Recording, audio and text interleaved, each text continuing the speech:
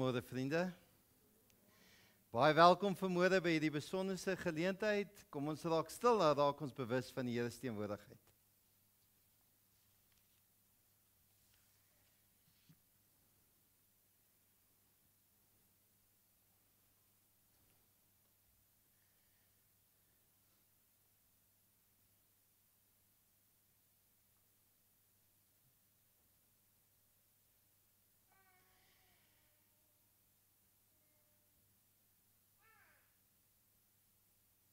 Kom almal wat dors is, kom na die water.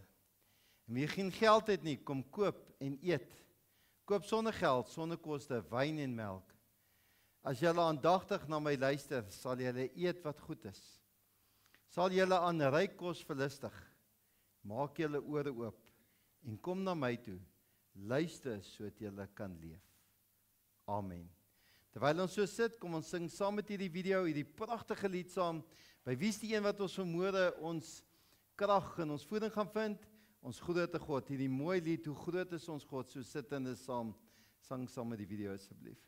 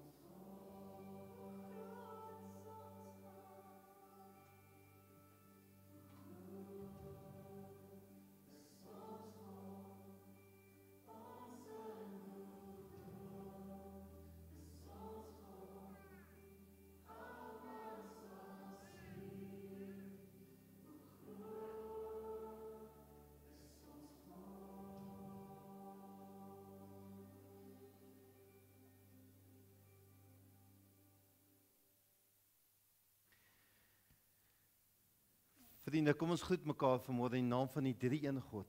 Genade en vrede vir julle van God ons Vader en Jesus Christus en die kragtevolle werking van die Heilige Gees. Amen. As 'n antwoord op die Here se teenwoordigheid, kom ons staan, loof ons die Here met hierdie pragtige lied saam met die orgel. Lied 184, lof sing die Here, verse 1, 3 en 4 en daarna kan jy weer sitplekke inneem asseblief.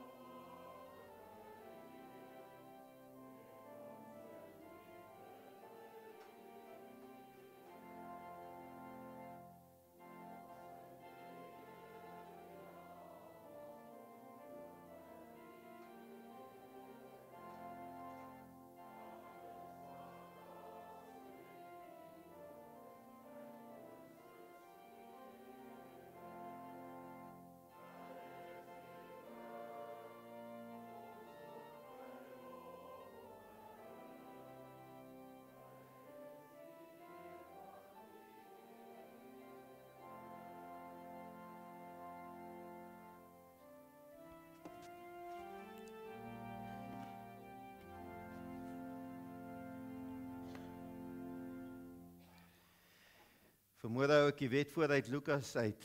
En kyk, 'n sekere wetskenner het opgestaan Jesus te toets en om te vra: "Meester, wat moet ek doen om die ewige lewe te erf?" Jesus sê toe vir hom: "Wat staan in die wet geskrywe? Wat lees jy daar?" Hy het geantwoord: "Jy moet die Here jou God lief hê met jou hele hart, met jou hele siel en met al jou krag en met jou hele verstand en jou naaste soos jouself." "Jy het reg geantwoord," het Jesus vir hom sê. "Doen dit en jy sal leef." Kom ons gee so 'n oomblik van stil gebed. En dan dink ons oor hierdie woorde, oor dit wat tussen ons en die Here vermoede staan. Of hoekom ons vermoede is dat die Here ons kom aanraak, of dit wat die Here van ons vra. Kom ons gee net so 'n oomblik van stilte dat jy jou hart vir die Here oopbreek.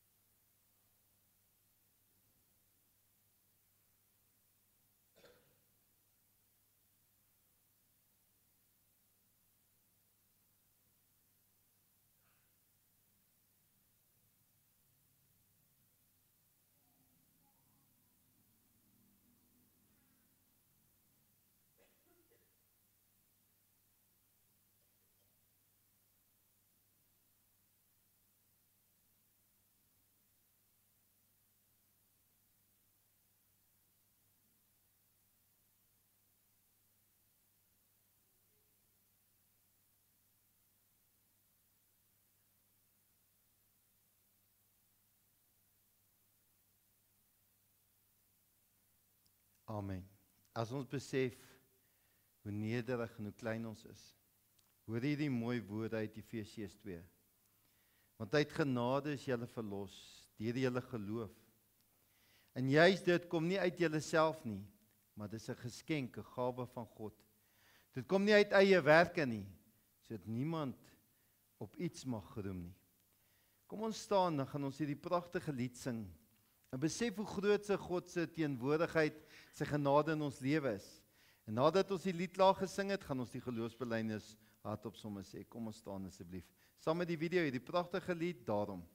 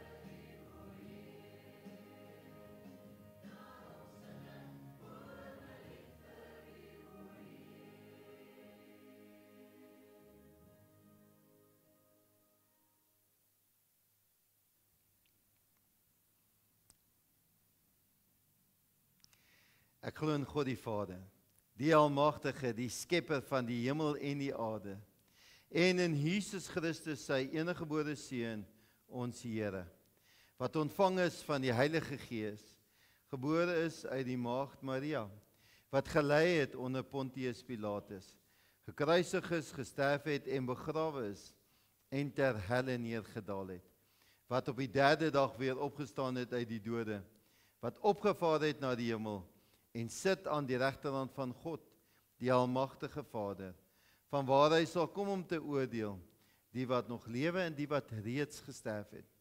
Ek glo in die Heilige Gees. Ek glo aan 'n heilige algemene Christelike kerk, die gemeenskap van die heiliges, die vergifnis van sondes, die opstanding van die vlees en 'n ewige lewe. Amen. Dankie, jy kan die sitplekke maar inneem. Kom ons sluit die oë net voordat ons die woord gaan oopmaak. Here, ons almagtige God, as ons sommer vermoede alles wat ons al gelees het, en alles wat ons gesing het, besef hoe groot is u liefde, ons almagtige Vader. Dit wat u vir ons kom doen het in die Seun Jesus Christus, om daardie sonde, daardie afstand, dit wat tussen ons en u staan, as 'n geskenk kom oorbrug het, om die verhouding te herstel tussen mens en u, omdat u ons lief het. En daardie genade, Here, hoe u ons welkom betree het, en hoe ons uit dankbaarheid moet reageer. Daarom wil ons u lof kom besing. Dis hoekom ons u wil kom aanbid. Dis hoekom ons vir die wêreld daar buite met uit 'n volle bors ons geloof bely en met pratende getuies u lof besing. Want ons weet waarvan ons harte vol is, loop dit oor in ons dade en in ons woorde. Here, wanneer ons hier kom kniel by u woord, hierdie heilige woord, laat ons vermoede besef wat 'n voorreg dit is om hierdie woord oop te maak. Hoe u spreek nog altyd deur die eeue met u volk. Hoe u wil in ons lewe tuisbring, hoe u beloftes vir ons tuisbring, wat ons geloof versterk, waar ons onvoorwaardelik daar moet bly vashou. Hoe u ons lewe wil rig op die weg na die oorwinning, die weg na die ewige lewe. O Heilige Gees, maak ons harte ontvanklik vir hierdie woord. Ons smeek dit, Here. Ons bid dit in Jesus naam alleen. Amen. Terwyl ons so sit, kom ons sing die lied saam, wees stil en weet saam met die orgel, verse 1, 3 en 4, so sit in 'n saam.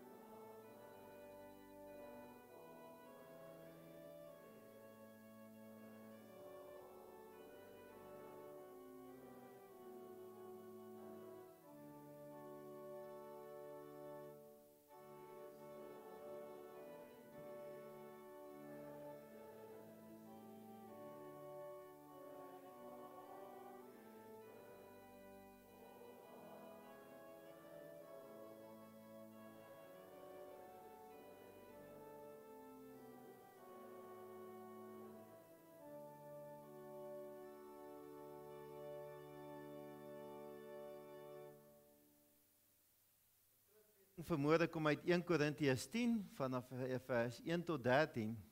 En staan jy of val jy, het ek toe besluit, ek weet die ander een wat ek deurgestuur was, toe ander tema, maar ek dink toe, nou hierdie ene is toe die beste tema. Staan jy of val jy is toe 'n baie mooi tema.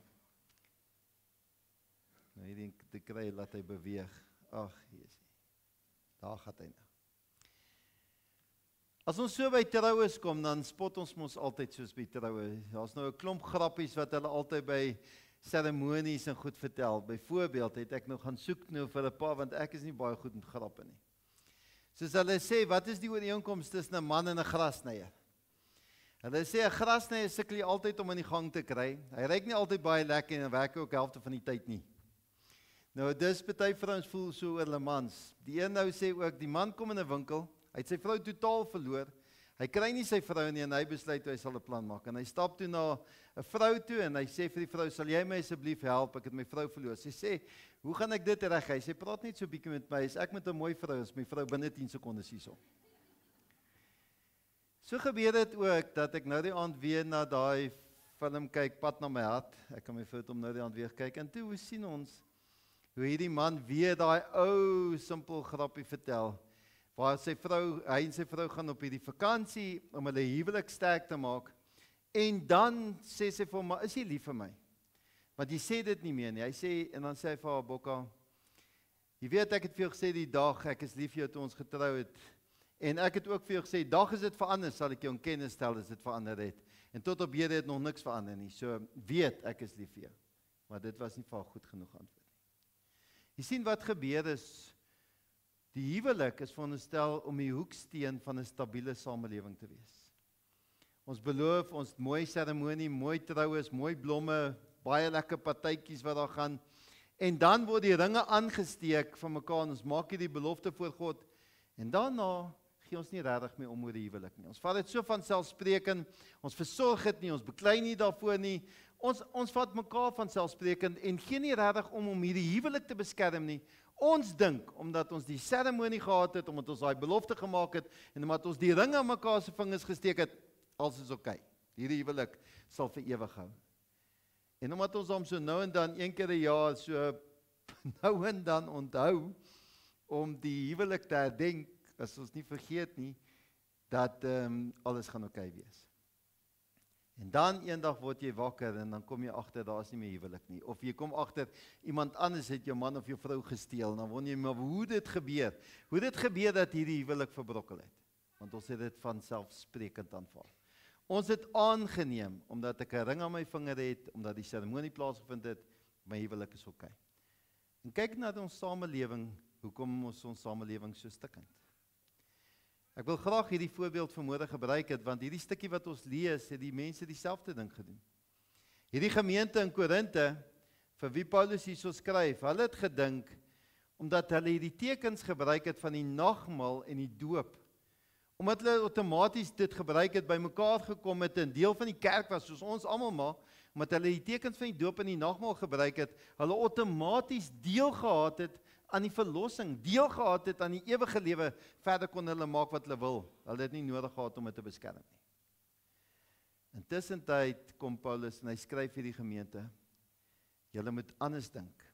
Die Bybelinie met die prentjie geskets van hoe hierdie gemeente eintlik was, nou ek wil dit probeer PG-rated op 'n mooi manier vertel, laat dit vir almal se ore aanneemlik sal wees. Bybelinium sê, as jy in hierdie gemeente ingestap het, hulle sê, verbeel jou stap in hierdie gemeente in, sommer op 'n Sondagmôre en hulle ontmoet jou by die deure. En die een nou sê vir jou, hier, vanmôre kom ons na Paulus luister, en die ander een sê, nee, ons kom na Apollos luister, en die ander een sê, nee, ons kom na Cephas luister. En dan stap jy by die kerk in, en dan hoor jy van hierdie skande wat in die gemeente aan die gang is. Hierdie een ou het sommer 'n buiteegtelike verhouding met sy skoonma. Ag, maar sê die mense, weet jy, is vir ons aanvaarbaar.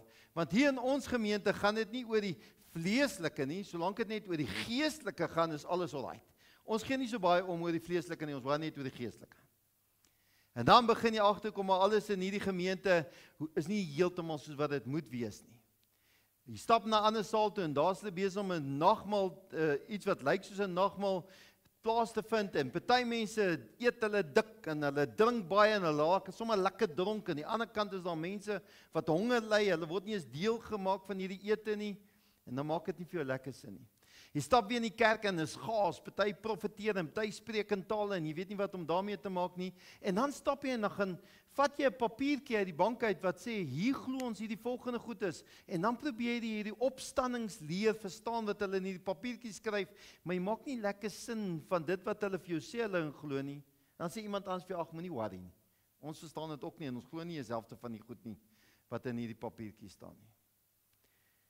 En dan stap jy weer daar uit en dan sê iemand anders, weet jy wat, ons het sulke snaakse praktyk hier, ons besoek die mense van die rooi liggebied. Kom ons sê dit, die mense van die rooi liggebied. Maar weet jy wat, dit is soos kos, dit voed ons aardse liggame, so wat kots doen, maar solank jy net geestelik is alles alright. En dan dink jy, klim jy in jou kar en dink jy, hierdie kerk sien my nie weer nie. Dis die gemeente vir wie Paulus geskryf het. Hy sê, julle moet bitter versigtig wees. Dit waarmee julle besig is, moet julle versigtig wees. Gaan vir my, Anita, hierdie ding gee vanmôre moeilikheid. As hy sê, julle dink, julle is onder die doop en onder die nagmaal, deel van die verlossing. Maar dis nie heeltemal wat God van ons vra nie. Dis hoekom hy hierdie gedeelte vir hulle lees wat ons vanmôre gaan skryf. Lees vir my 1 Korintiërs 10, 'n waarskuwing wat vir hulle skryf. Israel as waarskuwing. Broers, ek wil nie hê julle moet hieroor onkundig wees nie. Ons voorouers was almal onder die wolk en het almal deur die see gegaan. En in verbondenheid met Moses is almal in die wolk en in die see gedoop. En almal het dieselfde geestelike kos geëet en almal het dieselfde geestelike drank gedrink, want hulle het gedrink uit die geestelike rots wat hulle gevolg het. En die rots was Christus. Nogtans het God in die meeste van hulle nie 'n behaag gehad nie, want hulle liggame is in die woestyn verstrooi. Hierdie dinge het gebeur as 'n voorbeeld vir ons. As 'n mens hierdie gedeelte lees, moet 'n mens in gedagte hou dat die brief van Korintiërs, ons het die voorreg vandag dat hierdie boek in hoofstukke ingedeel is en in verse ingedeel is, nommertjies gekry het. Maar die eerste brief van Korintiërs het nooit hoofstukke gehad nie en het nooit in verse ingedeel gewees nie. En Korintiërs was toe deel, as jy nou Korintiërs 9 gaan lees, is hierdie 10 deel eintlik van hoofstuk 9. En as jy hoofstuk 9 gaan lees, dan word ons vertel daai mooi gedeelte wat ons so baie oor preek, oor die wenstreep en hierdie resies wat ons hardloop en hoe jy hierdie wenstreep moet behaal en versigtig wees en alles doen om jy gefokus te bly op hierdie wenstreep wat daar vir ons wag, wat ons moet graag behaal. Hierdie gedeelte gaan dan verder en sê, maar daar's goed is wat in jou pad kan kom, en ons het 'n bietjie laasweek en die week daarvoor al begin gesels daaroor, daar's goed wat in jou pad kan kom, daai hindernisse wat maak dat jy nie daai wenstreep kan behaal nie. Paulus gaan na hierdie gemeente, hy sê, ons moet gaan leer uit die geskiedenis uit.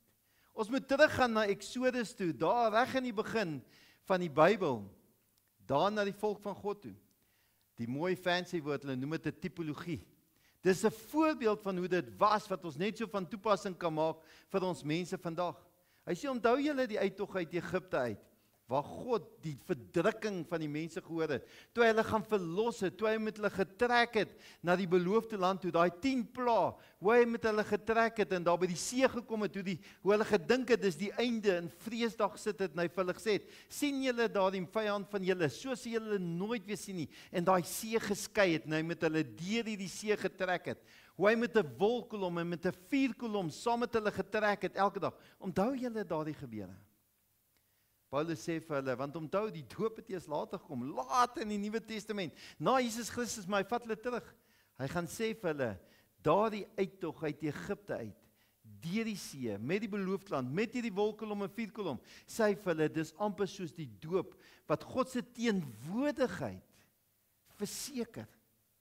Hy gaan en hy sê, weet jy wat, soos die manna wat uit die hemel gekom het, en die water van hierdie rots wat agter julle vind, is dieselfde wat hierdie tekens van die brood en die wyn wat ons by die nagmaal gebruik, het dieselfde betekenis van God se teenwoordigheid en beskerming wat dit ons bied. Hy sê hierdie rots waar uit hierdie water gekom het, wat agter die sam daar was wat God vir julle voorsien het, julle dors. Hy sê eintlik koppel hy daai rots aan Jesus Christus. Nou ek weet nie of julle dit opgetel het toe ons die teksgedeelte gelees het nie. Hy sê hierdie rots wat agter julle aangerol het. Want daar was 'n Joodse tradisie of 'n Joodse mitologie of ook al wat sê, daardie rots wat die water voorsien het, het agter die volk bly aanrol, sodat hulle die hele tyd water kon hê waaruit God voorsien het. Hy sê in hierdie rots wat agter julle aangerol het, wat die hele tyd daar was om die water te voorsien, was eintlik Jesus Christus, alhoewel hy eers later gekom het, was daar klaar sy teenwoordigheid, wat hy daar gekoppel het. Hy sê vir hulle, weet jy wat, God se teenwoordigheid, God se voorsienigheid, God se beskerming was al van die begin af by hulle gewees, sodat hulle hierdie wenstreep, sodat hulle hierdie beloofde land kan kry. Hy het hulle op hierdie weg gelei. Maar ongelukkig kon hulle nie daai wenstreep behaal het nie. Nie almal van hulle nie. Hulle was gesaai oor daai woestyn. Die van hulle wat gedink het, hulle is outomaties deel van hierdie verlossingswerk van God, outomaties deel, net omdat hulle die volk was. Dan sê hy vir hulle, daar's 5 goed wat gemaak het dat hulle nie deel was nie. 5 waarskuwingsgoed wat gemaak het dat hulle teen God was. Kom ek wys vir julle. In vers 6 gaan ons verder lees. Die selfsugtigheid in die sondige begeertes.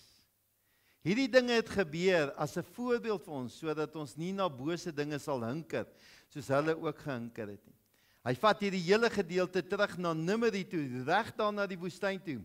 Hy het die mense wat aangehou kla en kla het, want hulle het hierdie manna gehad wat uit die hemel gehet. God het vir hulle gegee dit wat hulle nodig het om hulle liggame te vorm vir die reis na die beloofde land toe.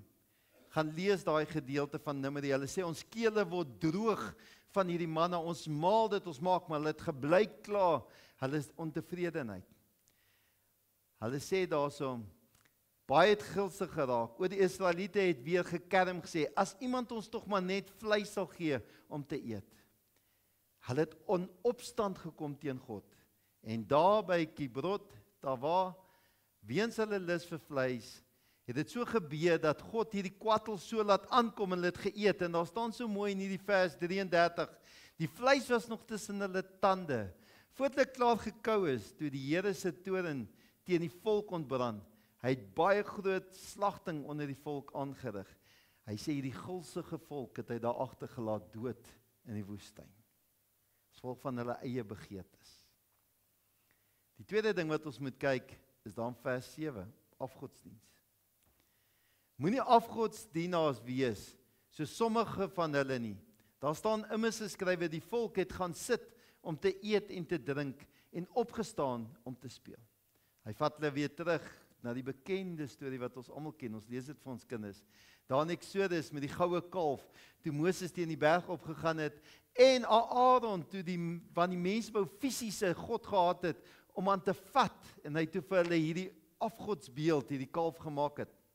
Dit dryf natuurlik in teen die eerste 2 gebooie. Die Here jou God is jou enigste God. Jy mag nie vir jou 'n ander God maak nie. Die Here is 'n jaloerse God. En hierdie mense het ongelukkig die hele tyd terug wil gaan na hierdie Baal toe. Onsedelikheid, vers 8. Laat ons dan nie onsedelik optree, so sommige van hulle onsedelik opgetree het nie. Daar het op een dag 23.000 mense gesterf. Hierdie verhaal vat hy dan na Numeri 25 toe.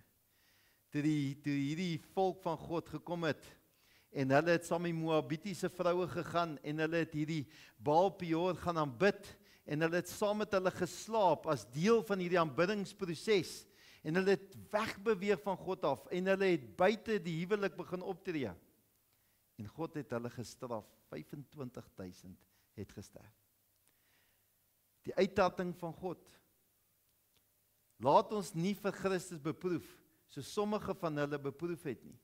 Hulle is deur slange doodgemaak. Nou hierdie verhaal gaan daarna, sien ons, onthou julle die mense, die berg Hor, waar hulle gegaan het en hulle het gekla, hoekom het God hulle uit hierdie beloofde land uitgaan het, en op die einde van die dag is vol van hulle aanhoudende gekla, teenoor God se, wat hulle verset het, oor die weg wat hulle opgeneem het, het hy die slange uit die woestyn uit laat kom, wat hulle gepik het, giftige slange, en daar het Moses mos die goue slang op die paal gesit, wat ons al so baie oor gepraat het. En dan vers 10, verset teen gesag van God. En moenie moor, so sommige van hulle gemoor het nie. Hulle is deur die vernietiger gedelg.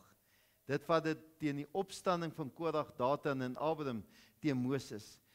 Hierdie mense wat gegaan het, en hulle was nie gelukkig geweest met die leierskap geweest nie. Hulle het in opstand gekom. En God het op die einde van die dag die aarde oopgemaak. Gaan lees hierdie gedeeltes. Hy het die aarde oopgemaak, en die aarde het hulle en hulle alles wat hulle gehad het ingesluk, en die aarde het weer toegemaak oor hulle, soos wat God hulle gestraf het.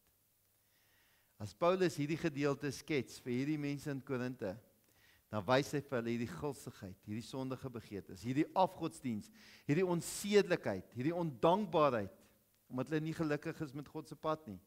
En dan die verset teen gesag. Hy sê vir hierdie mense in Korinthe, dit het met daardie mense as 'n voorbeeld gebeur en is as waarskuwing neergeskryf vir ons wat in die eindtyd verkeer. Daarom moet hy wat dink hy staan oppas dat hy nie val nie. Hoor net hierdie woorde.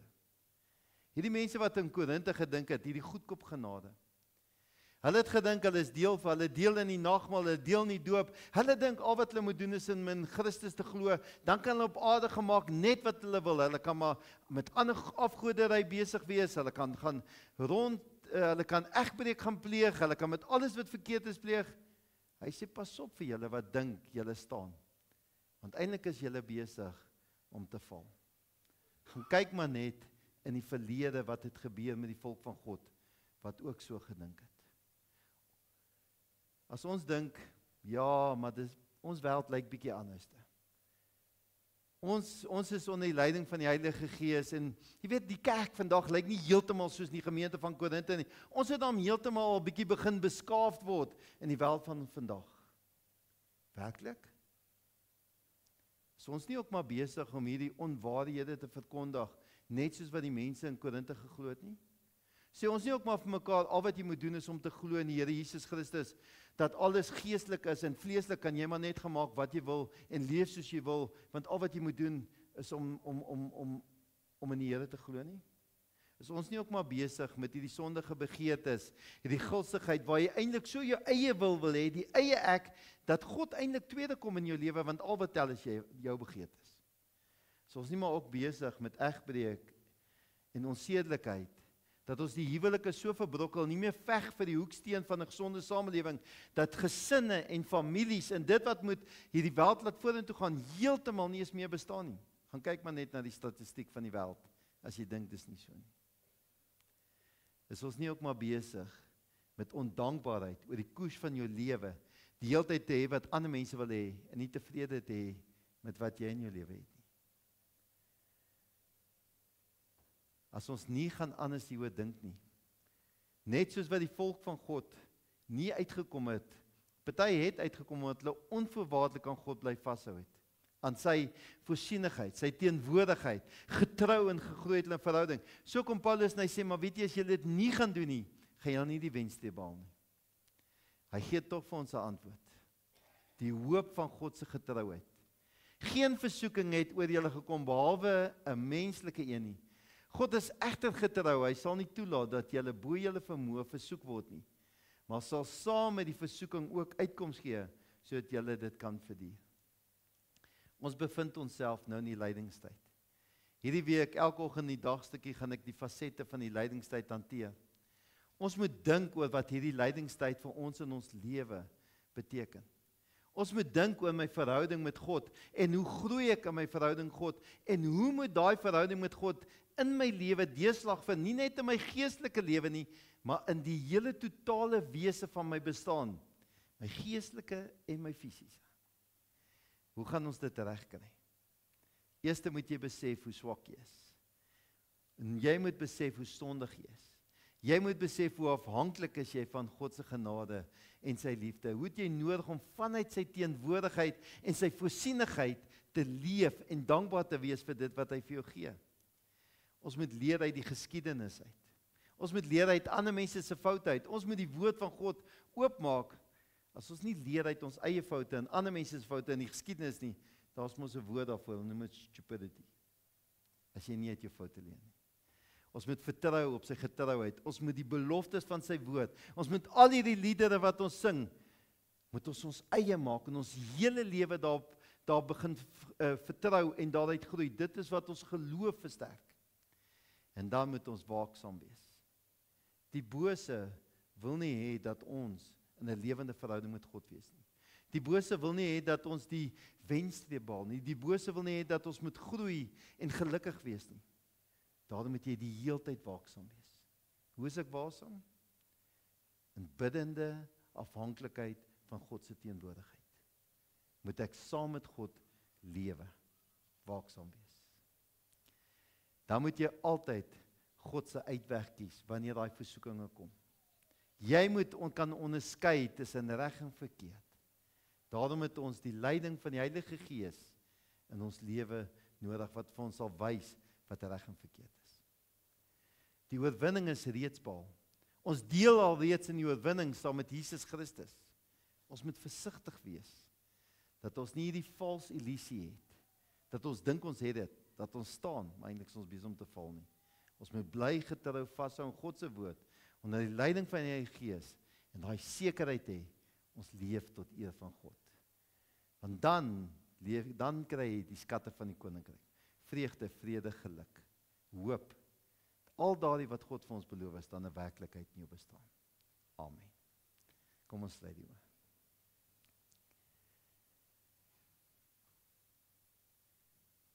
Here, ons weet hierdie teksgedeelte is soveel jare gelede geskryf.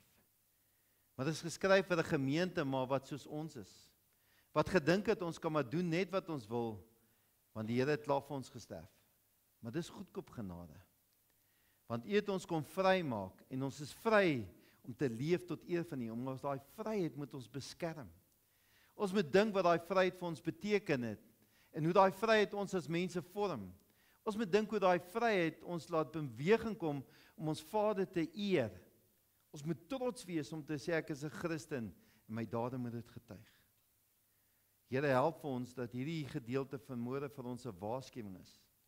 Maar dit nie 'n las op ons sal plaas nie. Dat ons ook die hoop in hierdie teks sal sien, dat ons nie uit ons eie hoef te doen nie, maar deur die genade van ons God wat saam met ons is, sy teenwoordigheid. U het nooit die volk in die steek gelaat daar in die woestyn nie. U was altyd saam met hulle op reis en het altyd voorsien dit wat hulle nodig gehad het om by hulle wens te leef, by hulle doel uit te kom, die beloofde land. Ons is ook op reis na die ewige lewe, na die ewige teenwoordigheid saam met U. Maar alreeds is U saam met ons om dit moontlik vir ons te maak om hierdie versoekinge te oorkom. Help vir ons om waaksaam te wees en bewus te wees oor dit wat oor ons pad kom, sodat ons hierdie oorwinning kan behaal. Nie deur ons eie krag nie, maar deur U wat vir ons U seun gestuur het, onder die leiding van die Heilige Gees wat vir ons dit moontlik sal maak. Ons bid vir al die families en gesinne wat weg is vir die vakansies en die naweke. Here, dat hulle ook daar waar hulle is, bewus sal wees van U teenwoordigheid, van hulle identiteit. Ons bid dat U hulle sal behoed en bewaar op die paaie. Seën ons, Heer, dat ons elke moment sal weet, U is die God. En daarom kan ons saam met kerke oor die wêreld sê, laat U wil geskied. Laat U koninkryk kom, soos hier op die aarde, net soos in die hemel dit is. En laat alle eer en heerlikheid ons almagtige Vader toekom, van nou af tot in alle ewigheid. Amen. Daar's nou geleentheid om die Here te dien met die offergawes.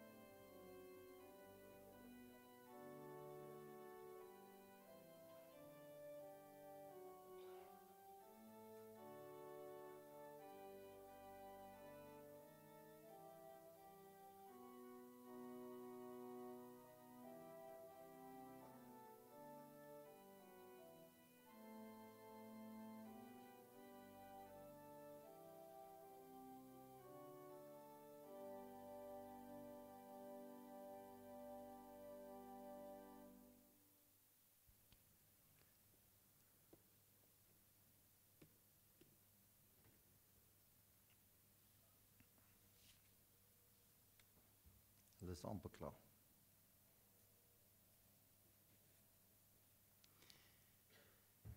Ek wil net 'n paar enkele aankondigings uitwys terwyl hulle nog daar besig is om te debatteer.